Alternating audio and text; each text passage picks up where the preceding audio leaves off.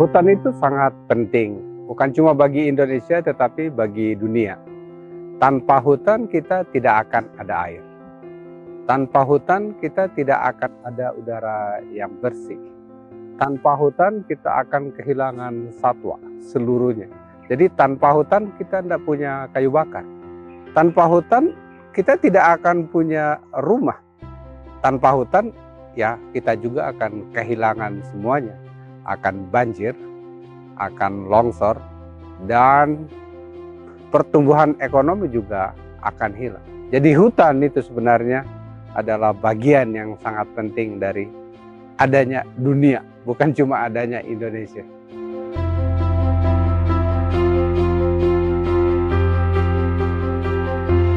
Tindakan-tindakan atau kegiatan yang dapat merusak hutan itu banyak.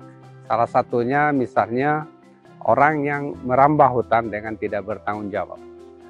Ada yang melakukan illegal logging atau pembalakan yang tidak ada izin sama sekali. Tentunya ada juga kegiatan yang legal tetapi tidak dilaksanakan sebagaimana syarat-syarat yang harus dikerjakan. Misalnya hutan tanaman industri yang seharusnya itu dikerjakan dengan baik tetapi tidak memperhatikan rambu-rambu undang-undang. Yang kedua misalnya tentang pembalakan atau logging, concession, itu sebenarnya boleh. Tetapi kan misalnya itu peraturannya ada namanya tebang pilih, yang ada tebang habis, misalnya seperti itu. Ada juga kegiatan pertanian yang besar yang tidak mengindahkan keberlangsungan, yang tidak mengindahkan pembangunan yang berkelanjutan, yang tidak mengindahkan rambu-rambu regulasi yang ada di Indonesia. Jadi itu banyak penyebabnya.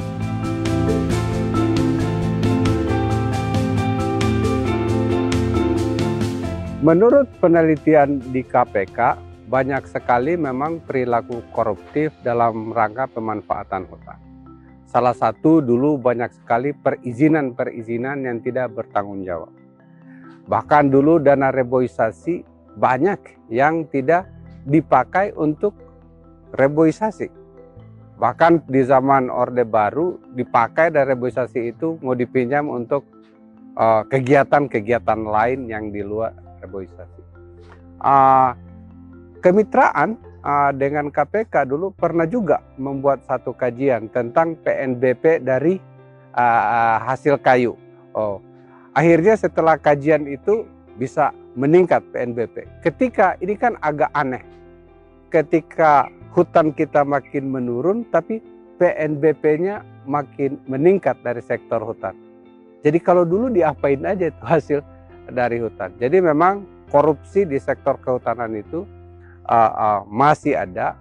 Salah satunya adalah biasanya pemberian izin yang tidak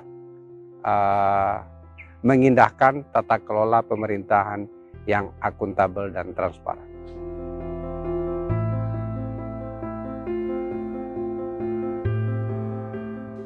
Kondisi hutan Indonesia itu terus terang sudah sangat mengkhawatirkan.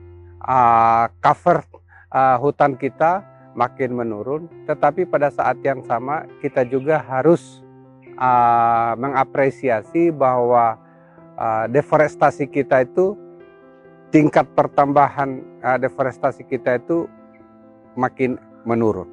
Tetapi pada saat yang sama karena kerusakan yang sudah lama berlangsung, ini hutan kita banyak yang rusak. Bahkan taman-taman nasional kita pun banyak yang dirambah.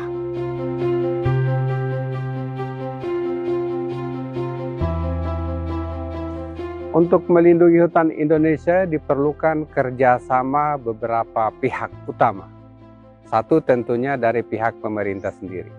Kementerian Lingkungan Hidup dan Kehutanan harus betul-betul lebih meningkatkan kinerjanya dan kita harus apresiasi bahwa mereka harus meningkatkan kinerja mereka untuk melindungi hutan. Yang kedua, tidak cukup hanya mereka. KLHK juga harus membangun kerjasama dengan sejumlah kementerian yang lain, khususnya Kementerian Pertanian, Kementerian Dalam Negeri, Agraria, Kementerian Agraria, dan Kementerian ESDM harus mereka bekerja sama dengan lebih erat lagi. Dan pada saat yang sama, lembaga penegak hukum harus betul-betul bekerja keras juga untuk menindak pelaku-pelaku kejahatan di bidang lingkungan hidup dan kehutanan, kepolisian, kejaksaan, Dirjen Gakum, KLHK, plus masyarakat sipil dan masyarakat Indonesia pada umumnya harus bahu-membahu untuk menyelamatkan hutan Indonesia. Karena hutan Indonesia itu bukan cuma untuk kita saja, tapi adalah untuk masa depan Indonesia dan masa depan generasi muda. Yang terakhir tentunya media harus selalu memberikan informasi yang benar tentang pentingnya penjagaan hutan kita, agar hutan kita itu kan renewable resources sebenarnya. Dia itu bisa diperbaharui. Oleh karena itu maka harus kita jaga dengan baik.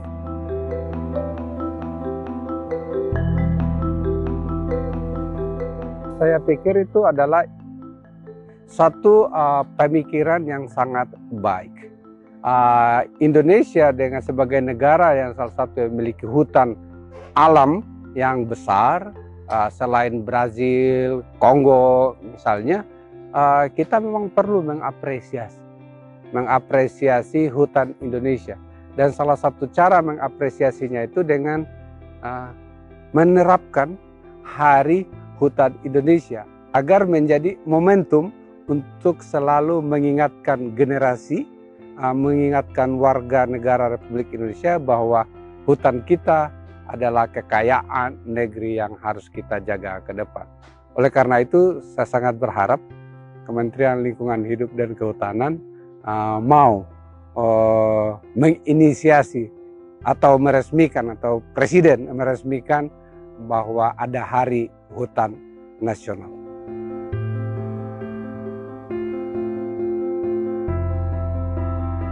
Generasi milenial itu mereka adalah masa depan negeri, dan anak-anak mereka itu adalah betul-betul akan kehilangan kesempatan menikmati hutan Indonesia kalau milenial yang sekarang tidak ikut menjaga hutan. Apa yang mereka bisa lakukan? Satu, pergi ke hutan.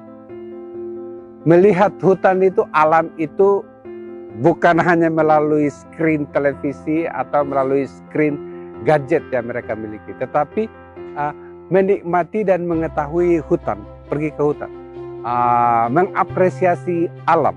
Saya yakin kalau mereka sudah pergi ke hutan dan melihat betapa beragamnya biodiversity Indonesia, kecintaan mereka akan alam dan hutan Indonesia akan menjadi lebih tinggi, agar mereka betul-betul bisa menjaganya ke depan dan mengkampanyekan kepada semua media, sehingga milenial itu betul-betul bukan hanya penikmat tapi menjadi subjek untuk menjadi pembawa perubahan ke arah perlindungan hutan Indonesia.